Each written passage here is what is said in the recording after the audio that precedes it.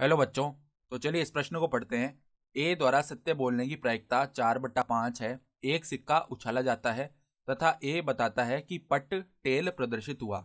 वास्तविक रूप में पट प्रकट होने की प्रायिकता ज्ञात कीजिए। तो यहाँ पे देखो, ये बेज प्रमेय का सवाल दिया हुआ है हमें।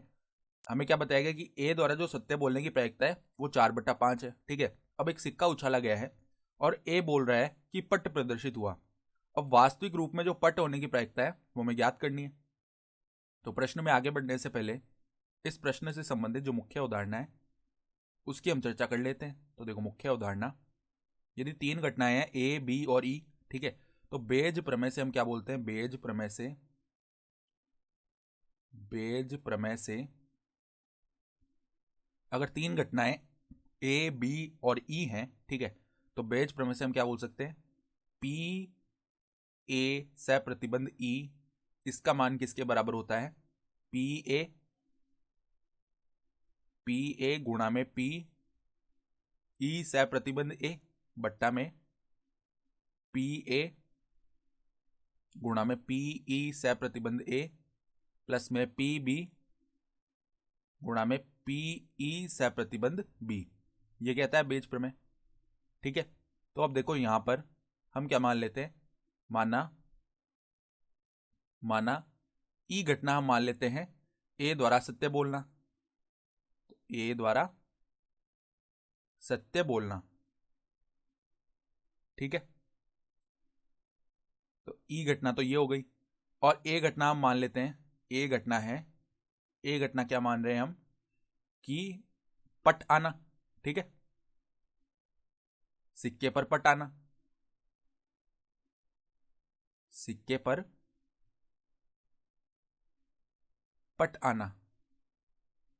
और एक घटना हम बी मान लेते हैं, सिक्के पर पट ना आना, सिक्के पर पट न आना। तो एक सिक्के पर पट आने की जो प्रायिकता है वो क्या होती है? 1/2 होती है। तो पी ए तो हो गया 1/2, और पी बी जो है वो भी 1/2 हो जाएगा, अर्थात पट नहीं आ रहा है। ठीक है, तो ये भी 1/2 हो गई। तो अब देखो, हमें प्रायिकता क्या निकालनी है कि ए बता रहा है कि पट प्रदर्शित हुआ है। ठीक है, अर्थात जो पट आ रहा है वो तो हमें पहले से ज्ञात है ना? तो हमें वास्तविक रूप में पट प्रकट होने की प्रायिकता ज्ञात करनी है। इसका मतलब क्या हुआ कि वास्तविक रूप में पट कब आएगा? जब ए ने जो बताया है वो सत्य होगा। ठीक है, क्योंकि ए भी तो यही बोल रहा है कि पट आया है, और ए ने जो बताया है वो सत्य हुआ, तभी तो वास्तविक रूप में पट आएगा। तो वास्तविक रूप में देखो, पट आने की जो प्रायिकता है वो हमें कब बतानी है? इसमें प्रतिबंध क्या दिया हुआ है कि ए जो है वो सत्य बोल रहा है, अर्थात पी ए से प्रतिबंध ई का मान निकालना है। ठीक है, तो ये देखो, यानी कि ए जब सत्य बोल रहा है तब पट आने की प्रायिकता यही तो हमें बतानी है सवाल में। तो अब यहाँ पे बेज प्रमेय का हम यहाँ पे उपयोग करते हैं। तो क्या आएगा? पी ए, पहले पी ए लिखना पड़ेगा, तो पी ए का मान है 1/2। अब पी ई से प्रतिबंध ए, इसका मतलब क्या हो गया कि सिक्के पर पट आ रहा है जब ए जो है वो सत्य बोल रहा है। ठीक है, तो सिक्के पर पट आने की प्रायिकता जब ए सत्य बोल रहा है, ये हमें सवाल में कितनी दी हुई है? 4/5 दी हुई है। तो गुणा में आ जाएगा 4/5, बट्टा में देखो पी ए का जो मान है वो कितना है? 1/2, गुणा में पी ई से प्रतिबंध ए। इसका अर्थ क्या है कि ए जब, यानी सिक्के पर जब पट आ रहा है तब ए सत्य बोल रहा है, इस बात की प्रायिकता। ठीक है, तो ए के द्वारा सत्य बोलने की जो प्रायिकता है वो 4/5 है। ठीक है, और अभी हमें यह भी बताया कि सिक्के पर पट प्रदर्शित हुआ, जो ये ए बता रहा है, तो यहां पर भी 4/5 आ जाएगा।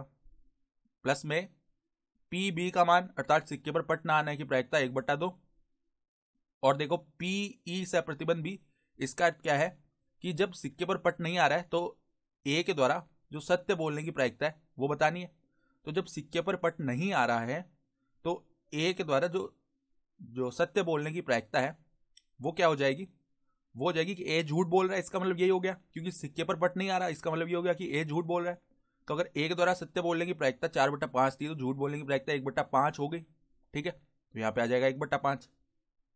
तो देखो ऊपर क्या बन जाएगा हमारे पास में, यहाँ पे 1/2 तो बेनिस्ट आके विभाजित हो जाएगा, तो 4/5 बट्टा में यहाँ पे क्या बच जाएगा? 1। ठीक है, तो हमारे पास में अभिष्ट प्रायिकता क्या आ गई? 4/5 ही आ गई, और यही हमारा क्या हो जाएगा? उत्तर भी हो जाएगा।